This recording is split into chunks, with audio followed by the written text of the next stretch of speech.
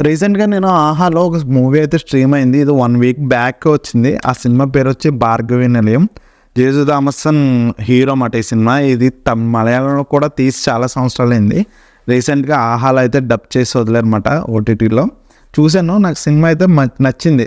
అంటే అది పాత సినిమా అవ్వడం వల్ల ఇప్పుడైతే ఓటీటీకి రావడం వల్ల మనకి ఇప్పుడు చాలా అనిపిస్తది గానీ, ఆ టైంలో ఆ సినిమా అనేది చాలా బాగా నచ్చింది. నాకు ఆ సినిమాలో బాగా నచ్చింది సినిమాటోగ్రఫీ. అసల ఏమైనా సినిమాటోగ్రఫీ ఒక ఫారెస్ట్‌ని గానీ, హౌస్‌ని గానీ, గానీ చూపించడం అనేది మామూలుగా చూపించలేదు. చాలా బాగా చూపించాడు. ఇంతకీ 'భార్గవి నిలయం' అనేది ఒక హర్రర్ స్టోరీ, గోస్ట్ స్టోరీ మాట. సినిమా అయితే మిమ్మల్ని అస్సల బోర్ అనిపించదు. చాలా బాగా తీసుకెళ్ళాడు.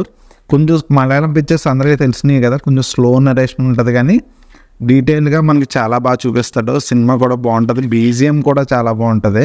నాకైతే భలే అనిపించింది. అబ్బా! ఫస్ట్ హాఫ్ అయితే 3 షాట్లుంటాయి. అసలు మీరు ఉలిక్కి పడతారు. ఆ బీజీఎం గానీ, ఆ గోస్ట్ ఎంట్రన్స్ సీన్స్ గానీ కొన్నుంటాయి. ఖచ్చితంగా అక్కడ మీరు ఇంటెన్షను అబ్బా! భయపెట్టాడురా!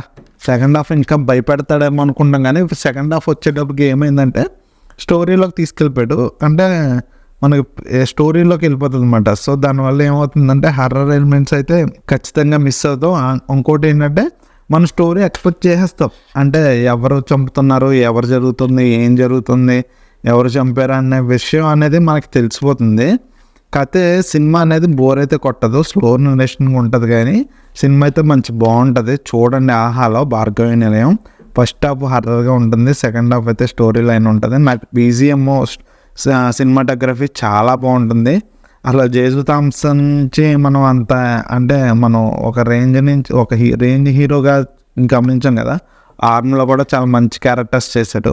కానీ 'జేసు థామసన్' నుంచి మాత్రం ఇది చాలా సెటిల్డ్ పర్ఫార్మెన్స్ మాట. అంటే యాక్షన్ సీక్వెన్స్ ఏమి ఉండవు, ఫైట్‌లు ఏమి ఉండవు కానీ బావుంటది సినిమా. ఒకసారి చూడండి 'ఆహాలో' 'భార్గవి నిలయం'. ఇప్పుడు ఈ మధ్య వచ్చే చాలా చెత్త సినిమాల మీద ఈ 'భార్గవి నిలయం' అనేది చాలా బావుంటుంది.